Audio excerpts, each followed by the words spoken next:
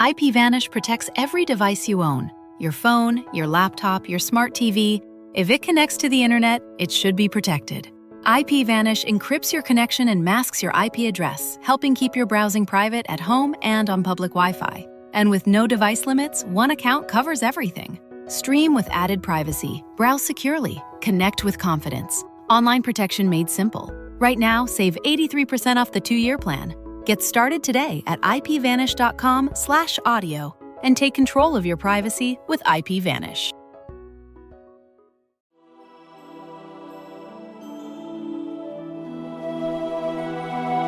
Welcome to the Lord of the Rings Lorecast, the show that explores the background of Tolkien's amazing world from the very beginning.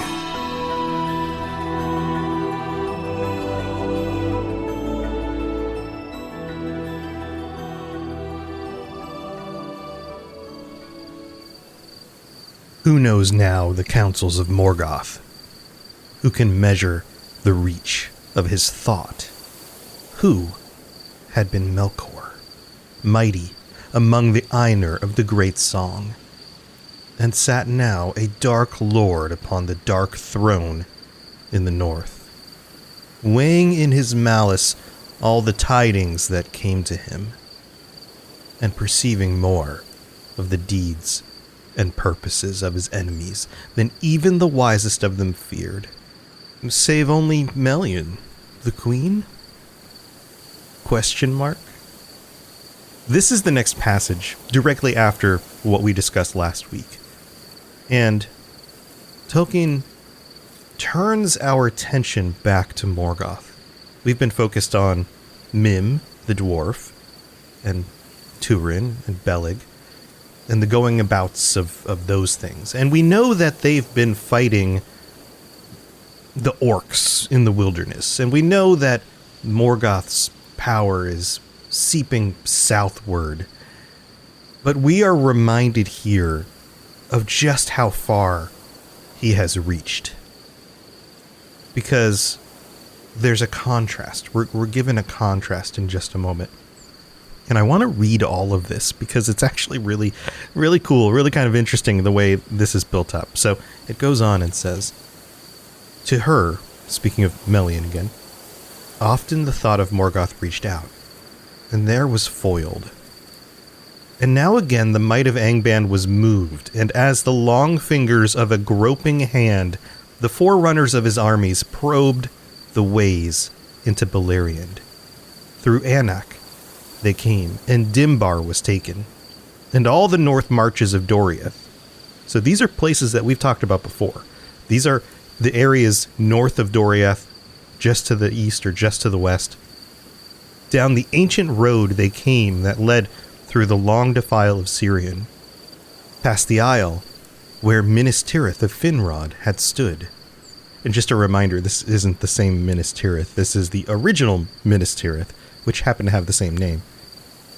And so, through the land between Malduin and Sirion, and on through the eaves of Brethil to the crossing of Teaglin. And I get a glimpse here in my mind as I'm picturing the map and how these areas are connected, that it's as if a liquid, a dark, oozing liquid, is dripping down from the top of the map and slowly covering everything. And it bends around Doriath, but it fits into all the other crevices. And a lot of these other places we've talked about already. These are places that Turin has been. These are places that Beleg and Turin may have been guarding at one point. The elves and the remaining men have been putting up a good fight against these orcs in the wild, but they're losing. They are slowly losing, and the orcs are making their ways en masse, not just in individual roving bands, but en masse, further and further south, basically taking over the continent, until we get to where Turin and party currently reside, this hill. It continues. Thence the road went on into the guarded plain. The plain around the hill that they've been guarding is now called the guarded plain. But the orcs did not go far upon it as yet, for there dwelt now in the wild a terror that was hidden, and upon the red hill were watchful eyes, of which they had not been warned. And then we get this wonderful, I can imagine, I don't know, the music swells, and this moment of, Turin has returned. Because it says, "For Turin put on again the helm of Hador, and far and wide and Beleriand the whisper went, under wood and over stream and through the passes of the hills, saying that the helm and bow that had fallen in Dimbar had arisen again beyond hope. The helm and the bow have returned. Turin and Beleg are back, and they're kicking some orc butt, and the orcs don't like it. But this brings hope to some of the other individuals out there who are looking for leaders, who are looking for a strong group to fight with. But things don't end there.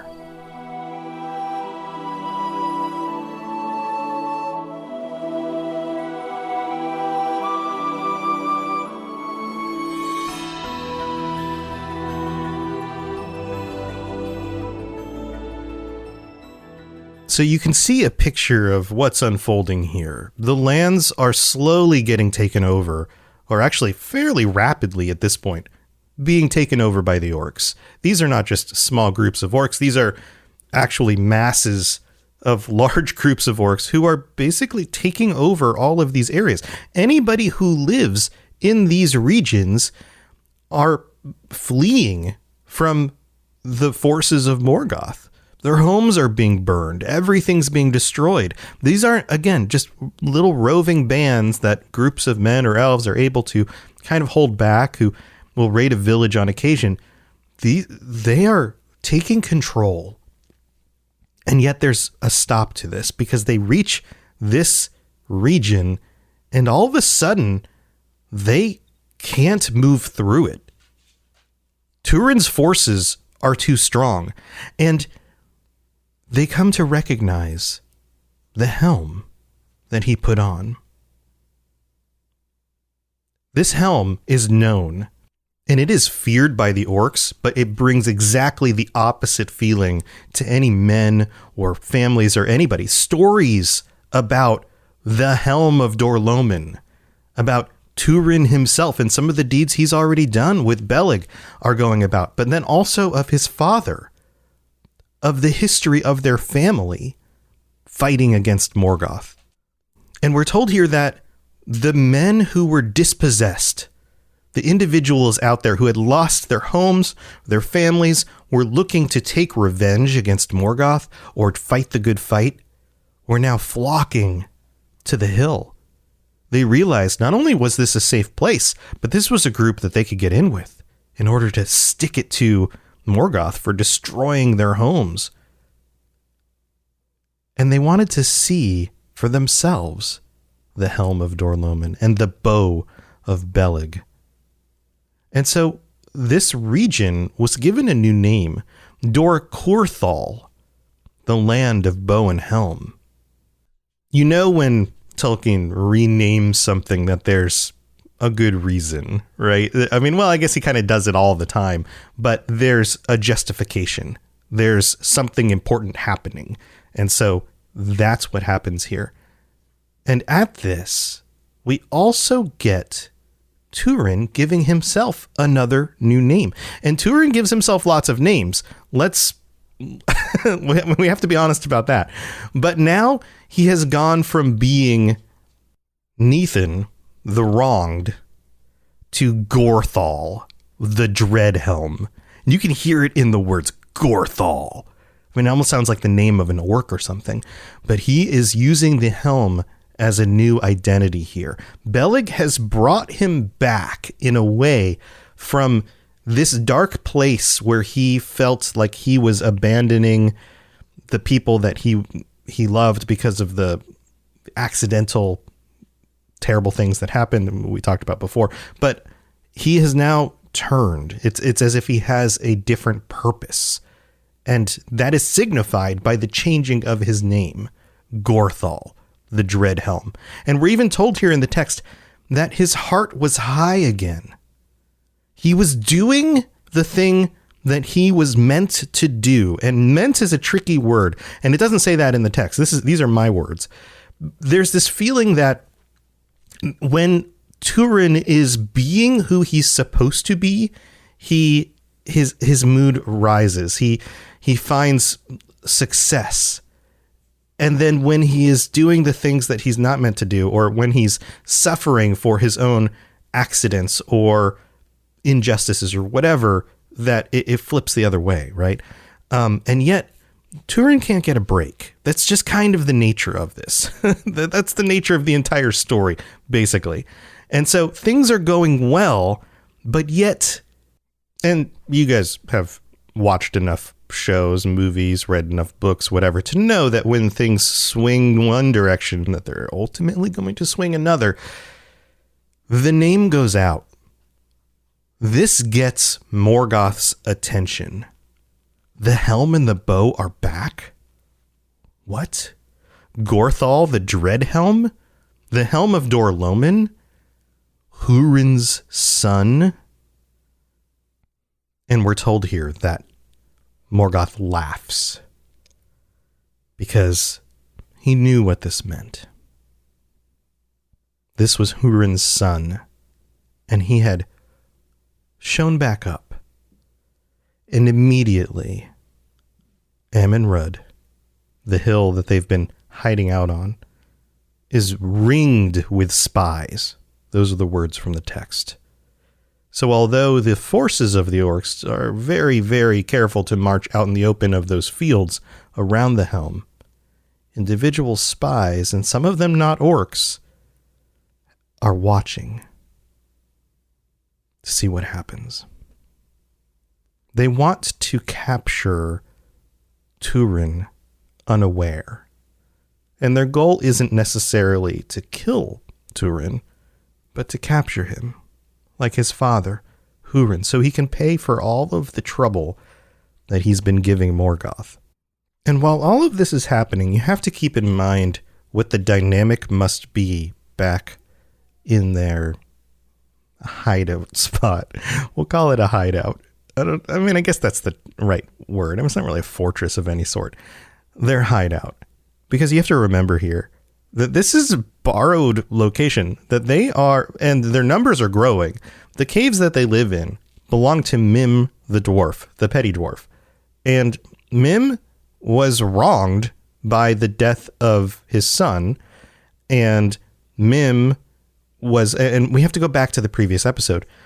Turin wrongs him because his party kills his son. But Turin makes things right when he responds, in Mim's words, like a dwarf lord, and offers recompense and tells him that he's going to make things right. And so by this point in the story, Mim has an affection for Turin. And we don't get as much about this in this version of the story. This is something that's fleshed out more in the long form Children of Hurin, which came out like 15 years ago. But you have to keep in mind Mim's perspective here because of the events that are about to unfold. Mim likes Turin. He doesn't want Turin to be hurt, but he would be a lot happier if all of these men were not living in his cave. And on top of that, Beleg shows up and is like best friends with Turin. So you have this sort of rivalry, jealousy thing going on from Mim to Beleg, which is interesting because I can't think of too many other examples of this in Tolkien's work. Maybe you guys can be like, oh yeah, what about this?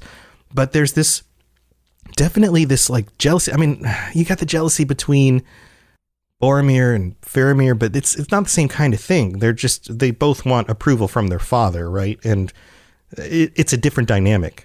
You do have some, I guess we can at least say that in the stories, Tolkien is aware enough of how these kinds of relationships can work, and the approval and wanting of affections or friendship from somebody else can get in the way of the other person.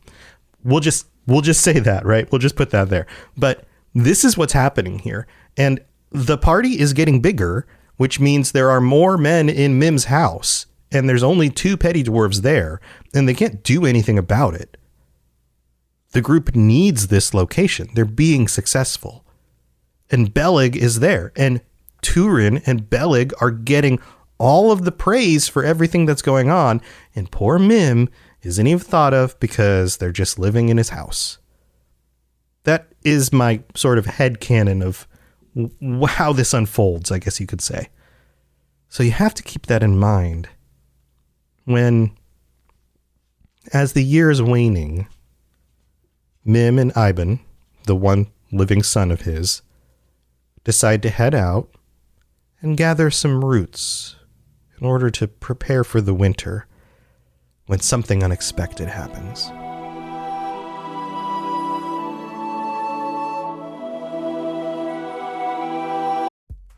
It's time for that spring reset. I'm taking a look at everything in my closet and figuring out that, oh no, this absolutely needs to go. And it's about time I replace things so that my clothes aren't older than my 15-year-old. Now you might think that they lasted that long because they were well made, but no, they're in terrible condition. Unlike the new jeans I just got from Quince. Jeans have always been my personal go-to because you can kind of wear them for lots of different things, but maybe they're not your thing. Maybe you're looking for, 100% European linen with insanely soft flow knit activewear fabric. It's definitely getting warmer, and their flow knit activewear is moisture wicking, anti-odor, and soft enough that you'll actually want to wear it every day. So pick out what you want. You can't go wrong because they have prices 50 to 60% less than similar brands. And like I said before, they are high quality. I continue to wear their clothes all the time, and I know that these new jeans are going to last me a lot better than the other things in my wardrobe. And on top of it, they look great. They're so comfortable. And I spent just as much on the jeans that I am now cleaning out of my wardrobe. So if you're looking for something better, just all around better, go check out Quince. So go do it right now. Refresh your wardrobe with Quince. Go to quince.com/ringslore for free shipping and 365-day returns. Now available in Canada too. Go to quince.com/ringslore for free shipping and 365-day returns. Quince.com/ringslore. IPVanish protects every device you own. Your phone, your laptop, your smart TV. If it connects to the internet, it should be protected. IPVanish encrypts your connection and masks your IP address, helping keep your browsing private at home and on public Wi-Fi. And with no device limits, one account covers everything. Stream with added privacy, browse securely, connect with confidence. Online protection made simple. Right now, save 83% off the 2-year plan. Get started today at ipvanish.com/audio and take control of your privacy with IPVanish.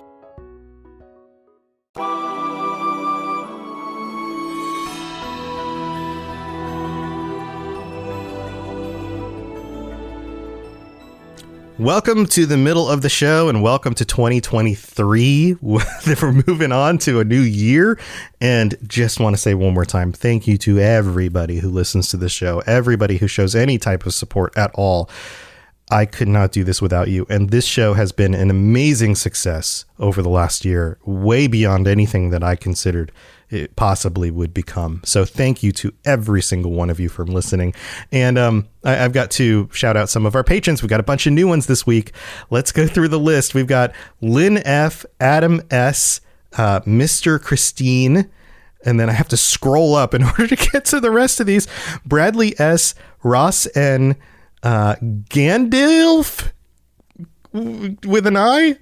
Welcome. Julie, not with an A. Julie B, Kegel, Anna H, Peary T, Will, Mitchell H, and Tony M. Wow. Thank you to every single one of you. I hope you are enjoying either your ad-free episodes or your bonus episodes. If you sign up at the second tier, you get bonus episodes, one for every episode that's gone up. And I hope you're enjoying those as well. We are up to 152 current patrons. Thank you to every single one of you. And we've got to shout out our VIP patrons, which, holy moly, there's more of you guys now. We've got Bo, Brad Sparks, Brandy D, Chewbacca, David M, Esoteric Rage, Goblin. I love these names. Jesse P, Larry, Obi-Wan Kenobi, Sam B, Shannon L, Sheev Palpatine. Thank you to all of you guys. You guys are wonderful. And we've got some new reviews that have come out in the last few weeks. Only a few of them right now. So let's read through these. We have Evie, the Synesthet. Wow, that's a cool word. From the United States, who writes, "Great show. This has been a wonderful listen through. It's been really fun to engage with the lore in a new way. Robots has great perspective and insight into Tolkien's world. The only feedback I've got is pronunciation." Yes, absolutely. I totally understand. "I generally don't care if everything is 100% accurate as long as it's close. And I know that it's not his strong suit or focus, but some parts are really cringe to hear things mispronounced continuously, like it's Turgan, isn't it? It's not Turgan. It's Turgan because the U is like the U in Turin. Yeah, I goofed that, huh? Which I didn't even recognize. It also spreads to his listening audience, which I don't think Tolkien would much appreciate. Yes, I'm sorry. I apologize. Just a quick Google search would take this professional podcast to the next level. Regardless, I'm going to keep listening because he's so good with works and has interesting dialogue. I don't want to get hung up on how he says things. So I appreciate the 5 stars anyway. Thank you so much, Evie.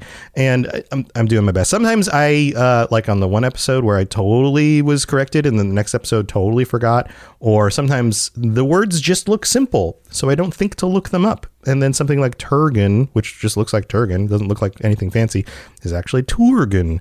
Yeah, I'm working on it. I'm doing my best. I hope I'm able to improve this for you as I go. That's my goal. But thank you for the feedback. We also have one from the name on this one is sunglasses smiley face, big mouth smiley face, big mouth smiley face, 4 sunglasses smiley faces, 3 big mouth smiley faces, 4 sunglasses smiley faces. I didn't know you could make emojis as your name, but I think everybody should do that now. From Canada, by the way, who writes, "Huge fan, used to be a big fan of the Fallout Lorecast and the Elder Scrolls Lorecast from the start of them, and then left for a bit, and now I found out he made a Lord of the Rings Lorecast. Keep it up."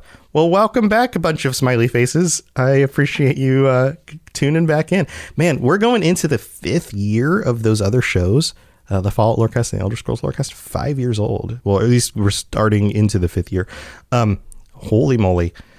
Thank you to everybody. I really do appreciate you supporting and your kind words and careful, constructive criticisms, all of that stuff. This community is awesome. You guys are the best, and I really do appreciate it. So thank you for being here. If you'd like to leave a rating and review on Apple Podcasts, I will read that out in a future episode of the show for 5-star reviews. And you can always rate the show on whatever other platform. Also, I've gotten some other notes from some of you guys from like emails and other locations. I'm doing my best to respond to those. I get a bunch of stuff. So if you haven't heard back from me, I've read it. I appreciate you. Thank you for sending me stuff. And that's awesome. All right, let's move on with the rest of the show.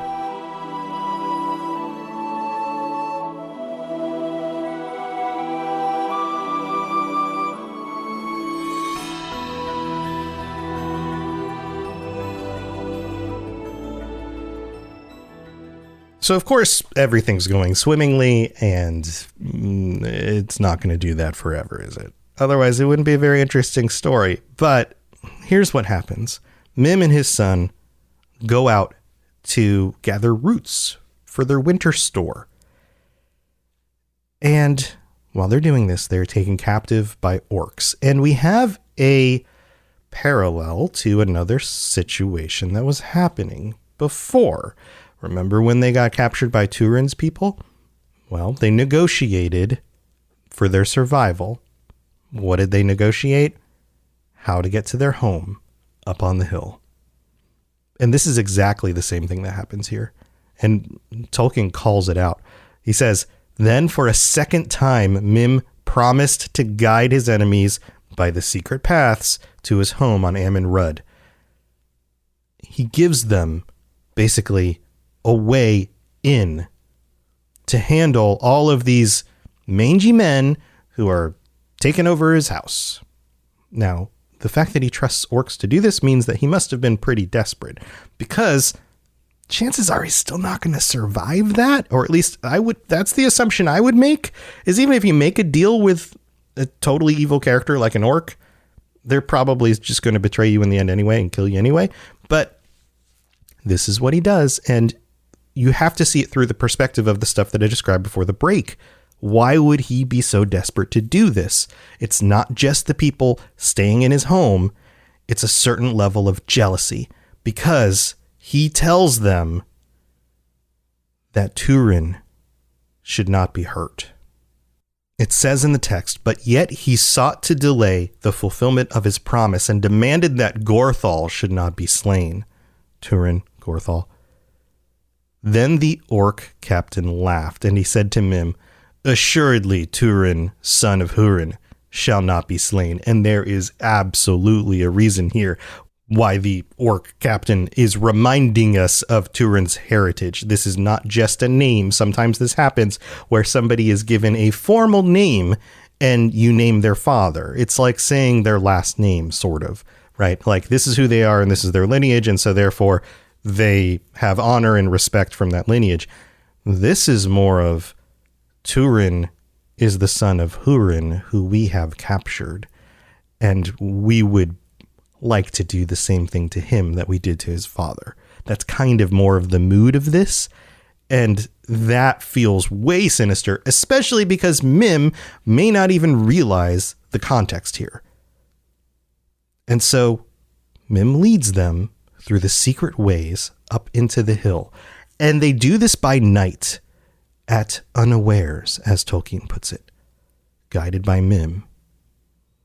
And in their sleep, many of the men were murdered. This band of orcs quietly creeps into these caves, and kind of like the scene in The Lord of the Rings, where the Nazgul think they've got the hobbits and they stab the empty beds. These beds aren't empty.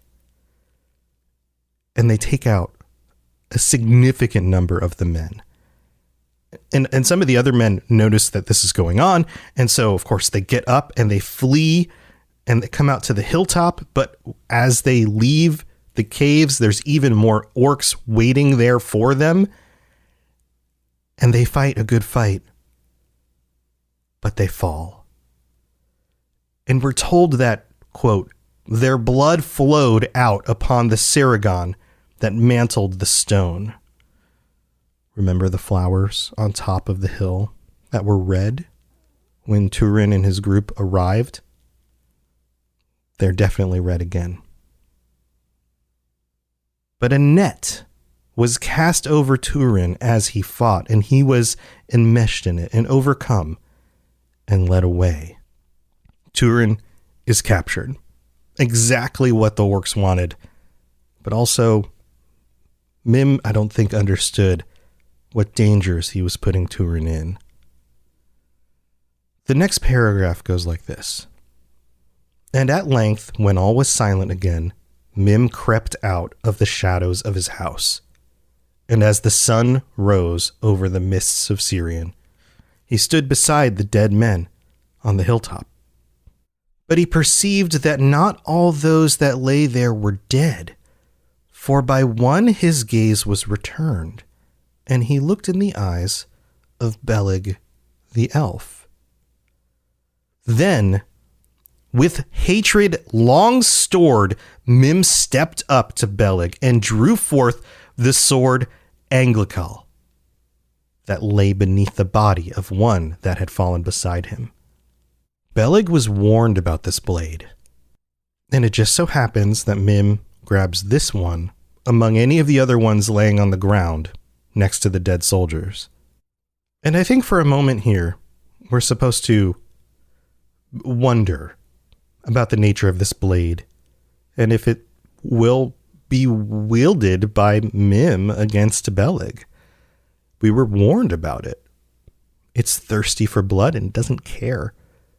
It has a little bit of a will of its own, in a sense. But in this moment, things work out for Beleg.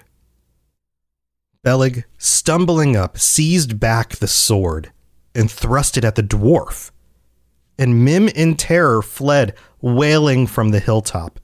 And Beleg cried after him, "The vengeance of the house of Hador will find you yet." And we've been through vows before. Almost the entirety of the first age is built on vows, and the fact that those vows will in some way come true in almost a Shakespearean way, where sometimes it works out the way the person who made the vow expects, but a lot of times it doesn't. There's a vow made here by Beleg that vengeance will be brought to Mim for their betrayal. And you have to think for a moment. Did Mim get what he wanted? It seems like he did. This actually worked out for him in a way. The orcs were able to get to the caves. They routed the men. They killed most of them. They drove off anyone else, if anybody was still alive, which we're not told here. They captured Turin. They think they kill Beleg, but yet Beleg survives. And then Mim runs away.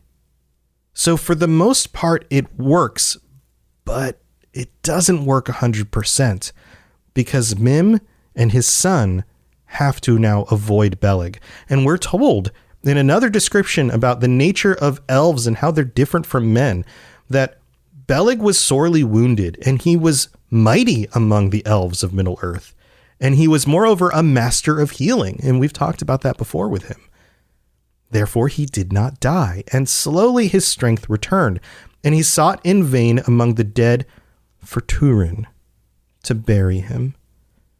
Beleg's perspective here is that Turin must also be dead. Everybody else is. But he did not find him. And then, at that moment, he knew what really happened. Turin was being carted off to Angband in the hands of the orcs, most likely to meet a very similar fate as his father.